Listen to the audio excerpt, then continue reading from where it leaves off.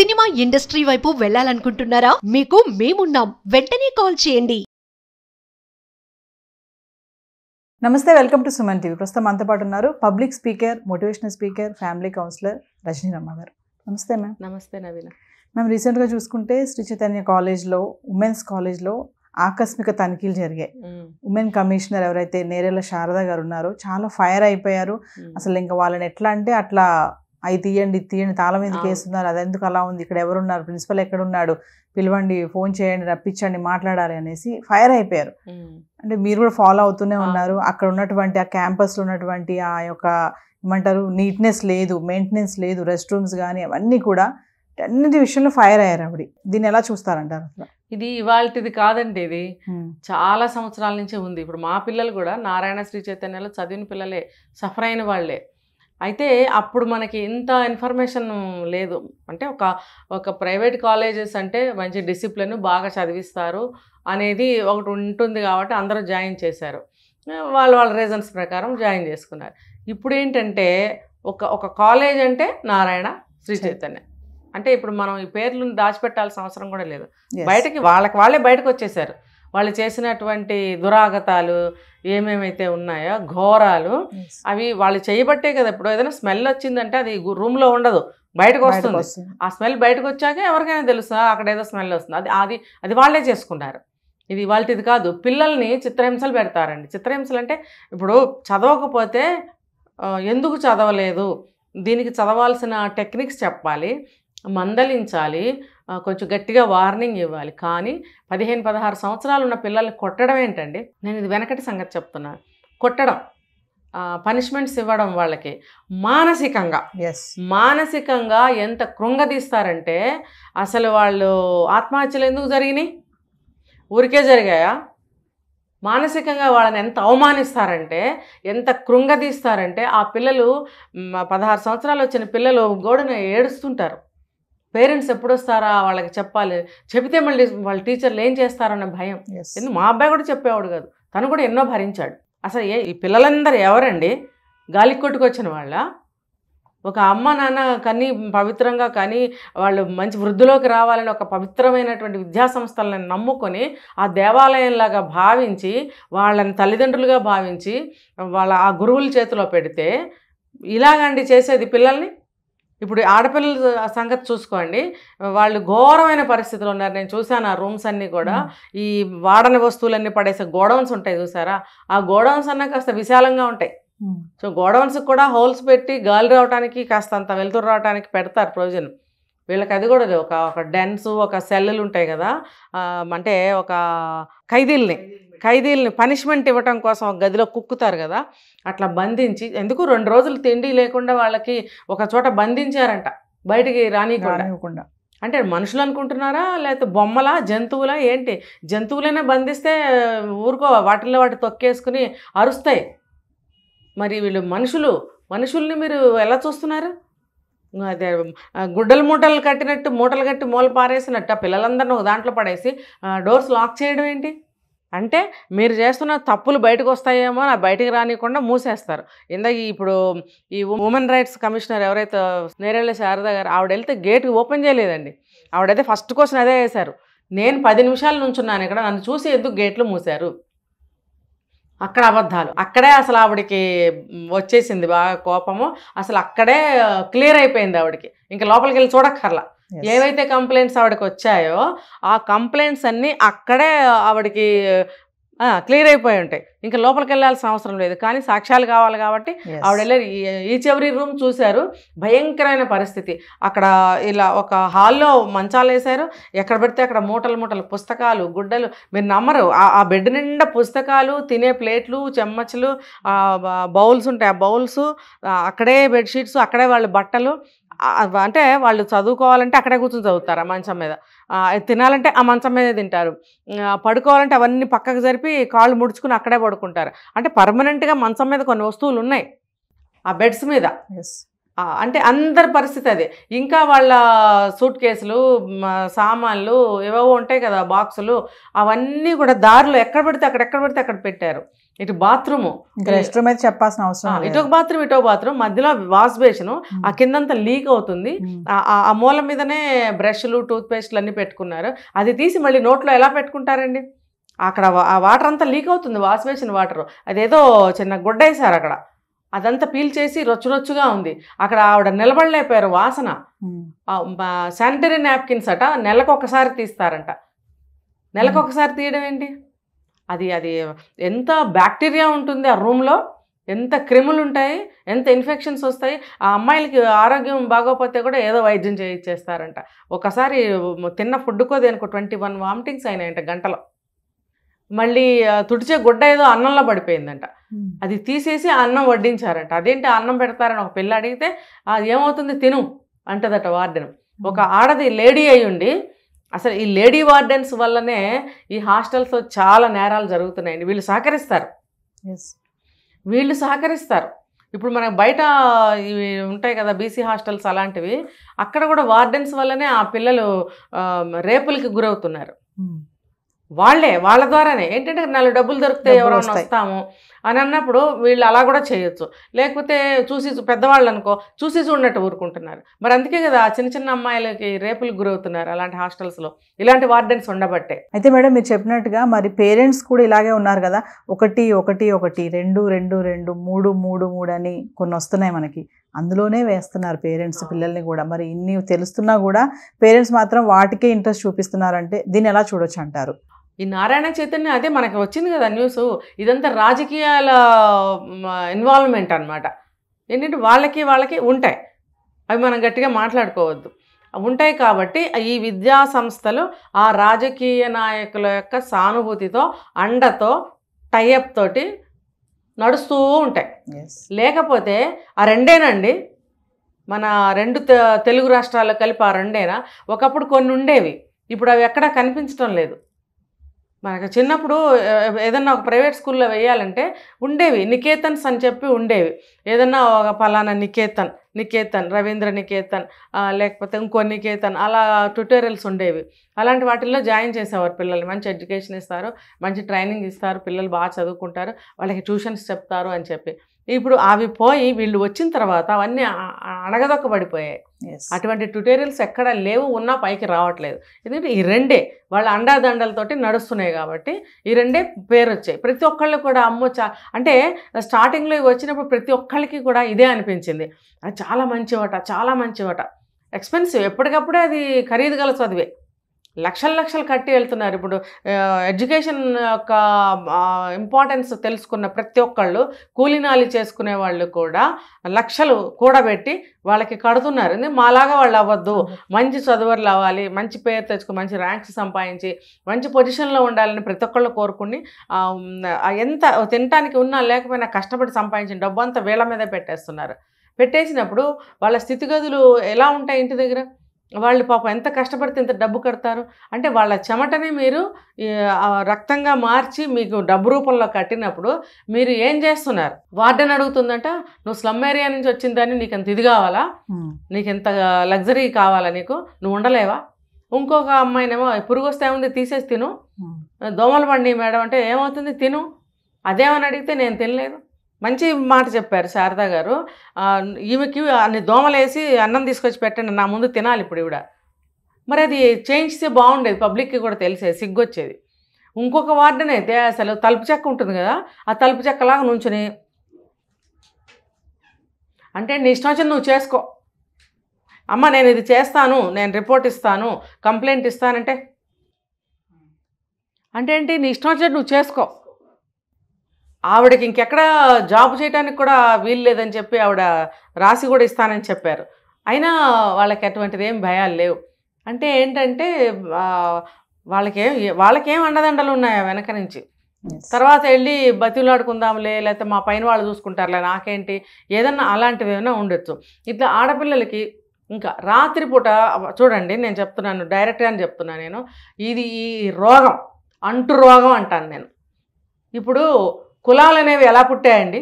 ఎక్కడ పుట్టినాయి? ఎవరు పుట్టించారు?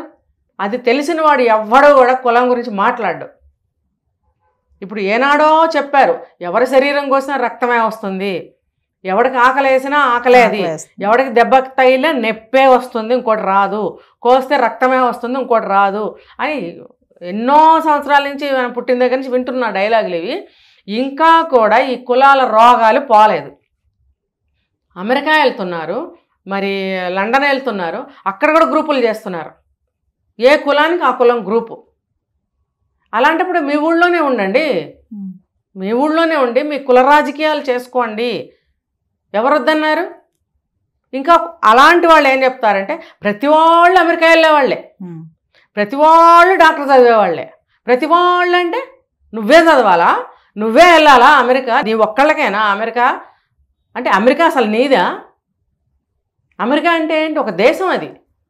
ఆ దేశానికి నువ్వే, ఎవరైనా వెళ్తారు, ప్రతి వాళ్ళు వెళ్ళేవాళ్ళే, ప్రతి వాళ్ళు చదివేవాళ్ళే, ప్రతి వాళ్ళు డాక్టర్ చదివేవాళ్ళే. డాక్టర్ నువ్వే చదవాలా, నీ కులంలోనే చదవాలా? మరి నీ కులం వాళ్ళే అమెరికా వెళ్ళాలా?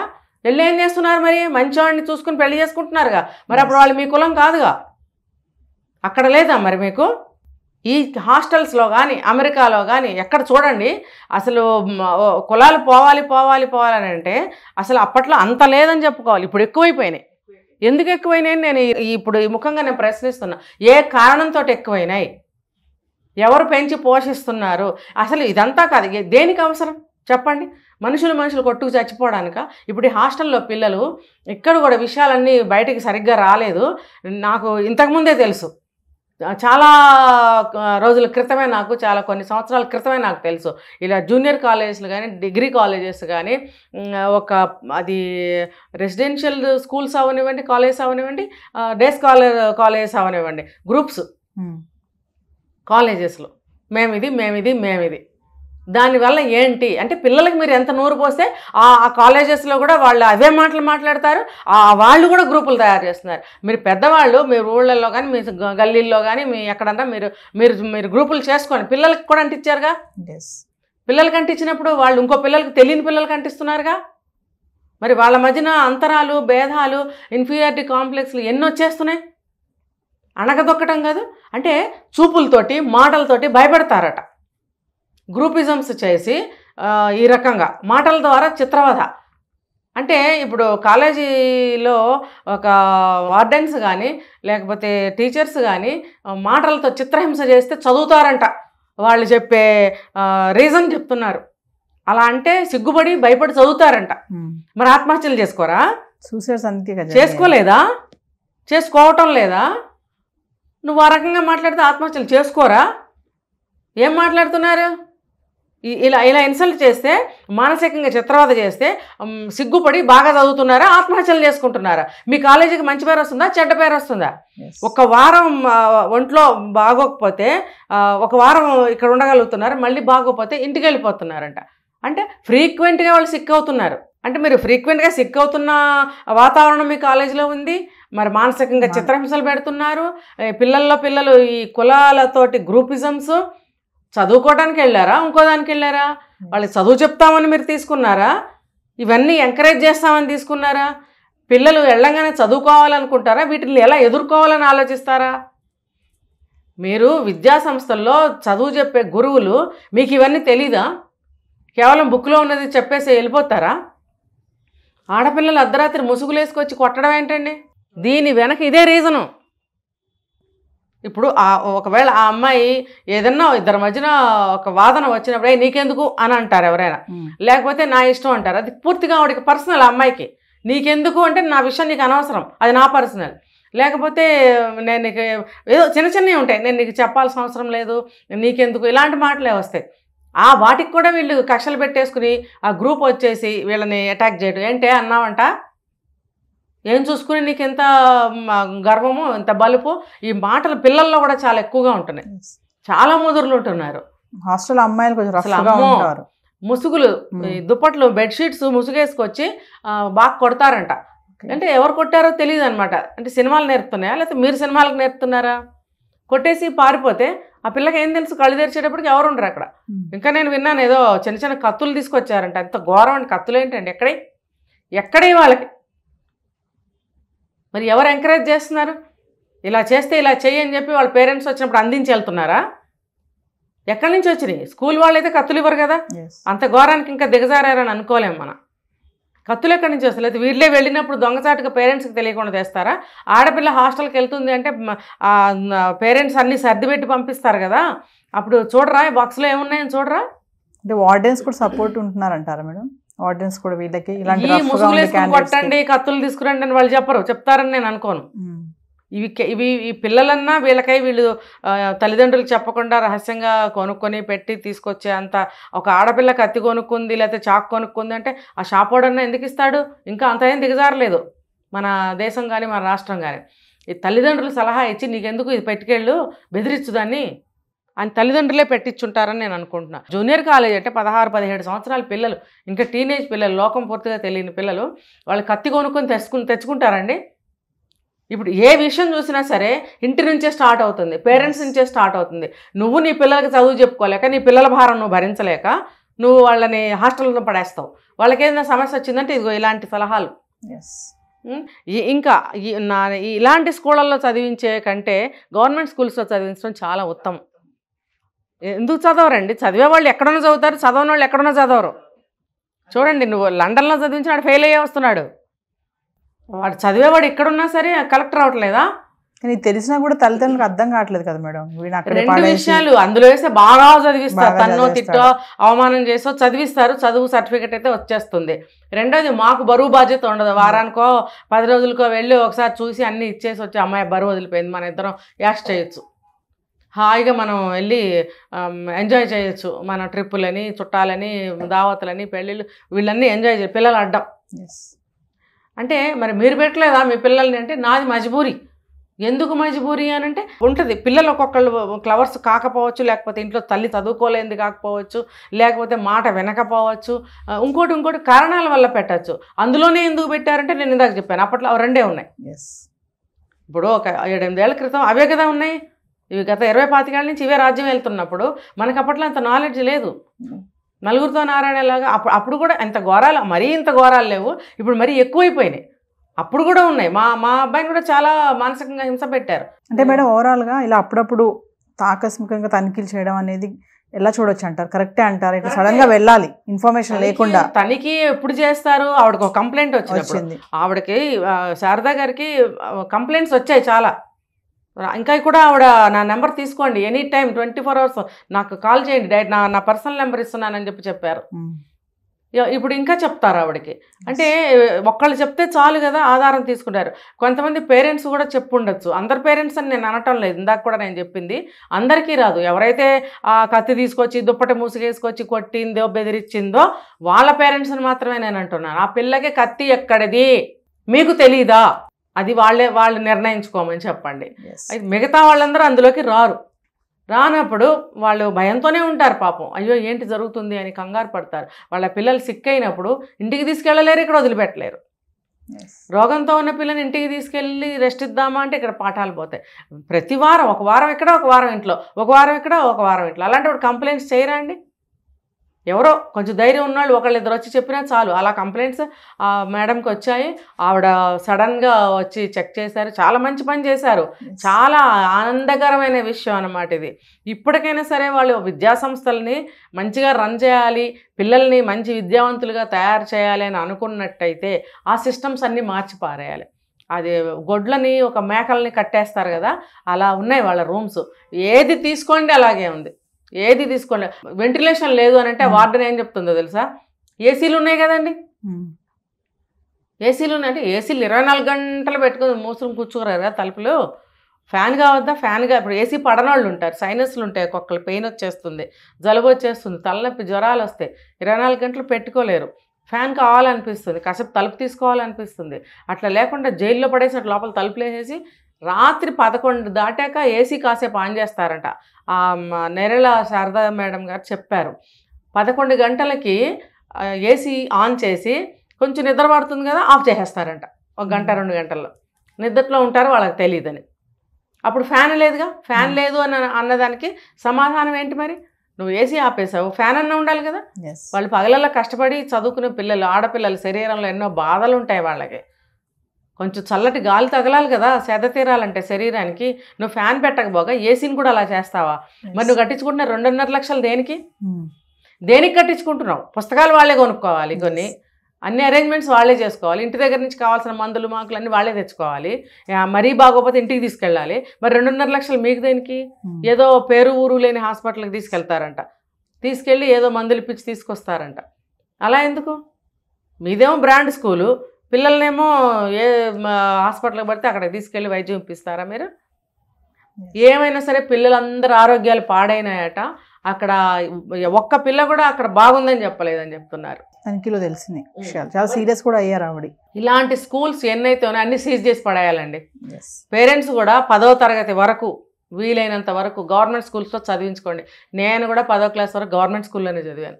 మాకు అందుబాటులో ఉన్నా కూడా, నేను ఇక్కడ పుట్టి పెరిగిందాన్నే, మాకు స్కూల్స్ ఉన్నాయి మంచి మంచి స్కూల్స్, అయినా కూడా నేను గవర్నమెంట్ స్కూల్లోనే 10th వరకు చదివాను. మరి అన్నీ బాగానే ఉన్నాయి కదా. అక్కడ వరకు చదివించి ఇంటర్మీడియట్కి వచ్చిన తర్వాత వాళ్ళ యొక్క ఇంటెలిజెన్స్ని బట్టి, అంటే వాళ్ళ యొక్క తెలివితేటలను బట్టి వాళ్ళని ఎక్కడ చదివిస్తే బాగుంటుందని గట్టిగా నిర్ణయించుకుని చేర్పించండి. మీ ఆర్థిక పరిస్థితిని కూడా దృష్టిలో పెట్టుకుని. వాళ్ళు వచ్చేసి ముందుగానే బుక్ చేసేస్తారు, ఈ ఇయర్ స్టార్ట్ అవ్వగానే మొదలు పెడతారు పబ్లిసిటీ, మా దాంట్లో చేర్పించండి, మా దాంట్లో చేర్పించండి. అదేదో మనం క్రెడిట్ ఫీల్ అయిపోతాం, అబ్బో మమ్మల్ని వచ్చి అడిగారు, మా అబ్బాయిని జాయిన్ చేసుకుంటారంటే అబ్బో మమ్మల్ని వచ్చి అడిగారులే, మా అబ్బాయి ఇంటెలిజెంట్ కదా అందుకని మమ్మల్ని వచ్చి అడిగారు. ఇంటెలిజెంట్ కాదు, పాడు కాదు. వాళ్ళు అందరి పిల్లలందరినీ బుక్ చేసేసుకోవాలి ఎటు పోకుండా, అందుకే 1 year ముందు నుంచే మొదలు పెడతారు. తల్లిదండ్రులు ఎటు నిర్ణయించుకోలేక పాపం బిక్కిరయ్యి సర్లే అడుగుతున్నారు కదా జాయిన్ చేసేద్దామని చేసేస్తున్నారు. అలా ఎవరు చేయకండి, మీరు నిర్ణయించుకోండి 10th అయిన తర్వాత. ఇప్పటికైనా మించిపోయింది లేదు. చక్కగా ఒక నిర్ణయానికి తీసుకుని మంచి స్కూల్స్లో చేర్పించి చదివించుకోమని నా సలహా. Thank you.